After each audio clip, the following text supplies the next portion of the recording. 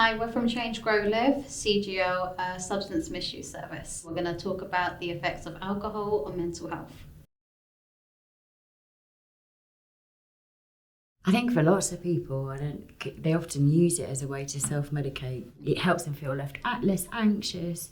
They're suffering from depression. It helps to lift their mood. That's one of the biggest misconceptions, is that alcohol can be seen as something or substances can be seen as something that helps these mental health issues, whereas actually, as we know, it exacerbates. Yeah, it's sort of a double-edged sword. It helps you cope in the moment and you feel better. You have that relief from whatever it is, the anxiety, the depression, but then it makes it worse in the future, and also you need more of it to be able to cope. So it kind of gets into a cycle where you feel better and then you feel worse, but then you need more to get there. And it just snowballs. It's a depressant, and eventually that's what it will do. It will suppress all those parts about you that you tried to kind of avoid or you tried to mask. Basically covers it up to later on just kind of come back and just make you feel it maybe 10 times worse. Same as with your mental health as well, isn't it? You know, there is no way of knowing just by looking at us who will be impacted in a negative, whose mental health will be impacted in a negative way through drinking or substance use. So you could be out taking the same substances as all of your friends. They will go on and have a great night, whereas it can have a really massive impact on your own mental health and well-being. No one knows until it's kind of too late, unfortunately, as well. No one knows when too much is too much until there's a problem. You know, I think as well, you know, the more drinks you have, particularly say on a night out, then your ability to monitor what you're drinking and kind of regulate yourself also disappears. So then you tend to find, you know, you get drunk, all sorts kind of happens. There's so many side effects to that. Blackouts, you're not able to keep yourself safe, you're at high risk of hypothermia. You know, I mean, it's your sense of safety more than anything.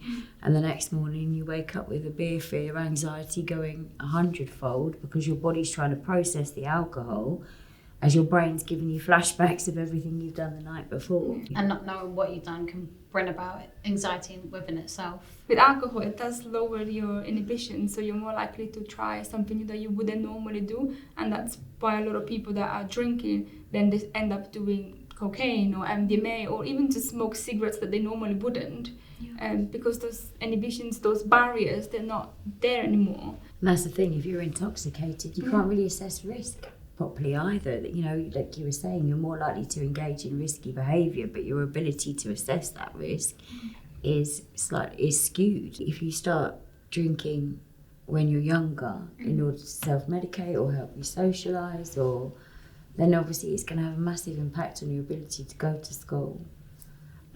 You're unlikely to be able to put the same amount of effort into your schoolwork or into your homework, or going to want to.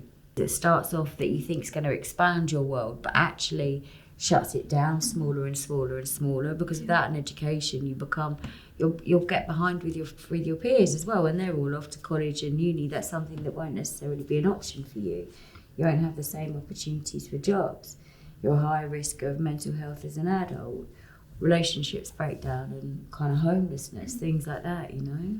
And everything's like so fitting together. Like alcohol doesn't just affect how you behave, it's not about just how you think, it's not about how you feel, it's all of those things together, and one impacts another. Alcohol use is so normalised, isn't it? Within our culture, it's a normal thing to do. Binge drink is considered anything over 6 units, which is 2 large glasses of wine or like 3 pints of kind of strong beer or whatever, which is what people have really, really normalised to be an okay amount to drink. Do you know what I mean? But the harm that does to your body and particularly your mental health. Yeah.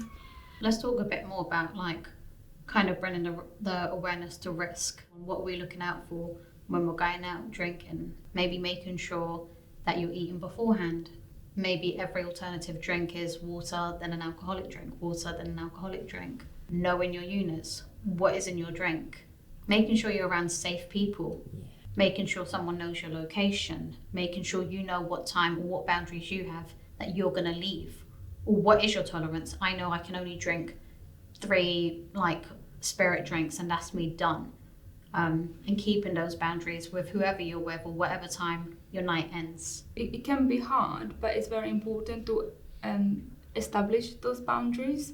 Like you said, my limit is 3 glasses and that's it. It can be quite difficult when you're in a social situation, everybody's drinking, and it's just a joke for most people. So come on, mate, one more. But that boundary that you set can actually be what makes the difference between your night going well and actually having fun and your night ending in a total disaster. And that can be tough. So get your friends to kind of help you with that. Do you know what I mean? It's like once I've had my 3, that, then that's kind of enough. It's look after each other, I think, when you're on a night out as well. It's kind of, although you should always be accountable and responsible for your own actions, I think it's important that, like you were saying, you go out with a group of people that are safe and that you have a kind of plan in place, actually. Who would you contact if things don't go, as expected? If you can't speak to your parents, think about who's that next person, that next point of contact in line. Is it somebody else's parents? Is it a teacher or a mentor that you're okay with? Is it an aunt, an uncle? Who do you feel safe having these conversations with? I know it all seems a bit dry, do you know what I mean? But actually, these kind of having these things in place can really make a massive, massive difference to, a negative situation. Do you know what I mean? Yeah. Another aspect of how alcohol use or substance use can impact your mental health is if you have a parent or a loved one who drinks or uses too much. When you're worried about your loved one, you want to help them, you can see the hurt that they're feeling, the harm that they're causing. That kind of aspect of alcohol and substance misuse goes totally unrecognised. Say you are that young person that your parents drink heavily, or you're around an older age group or the same age group that are drinking heavily. Where do you as that person where do you get help?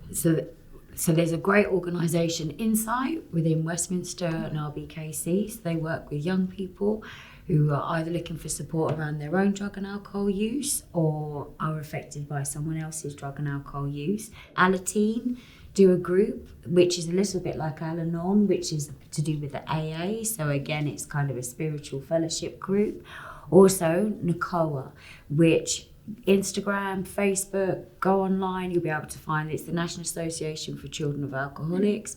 And again, it will share it shares a lot of information, because it's one of those things as well that I think can feel really, really isolating in any of these circumstances, whether you're the person who's affected or you're the person that's drinking so much. It's a really isolating space to be in. We know that isolation has a massive impact on someone's mental health and well-being. I think just knowing that actually, however alone you feel, you're not alone, and that there are people out there to support you, if that's what you'd like, There's so much shame and so much stigma when drinking becomes problematic as well, or kind of the effects on your own mental health and well-being, and that can feel a really difficult thing to speak about for people as well, because again, there's this bravado that, it's like, oh man, we're such a hangover, whereas so it's very difficult to come out and say, look, I'm really struggling. I really need some help with the way I'm feeling the next day. And I think it's helpful to know that there are services and there are organisations out there for people if they are looking for that, if they do feel that they need that support, they do recognise that actually maybe they're not having the same reactions as the rest of their peer group. The earlier you can reach out for help and support, then the earlier you can learn different tools to manage and help the way that you're feeling.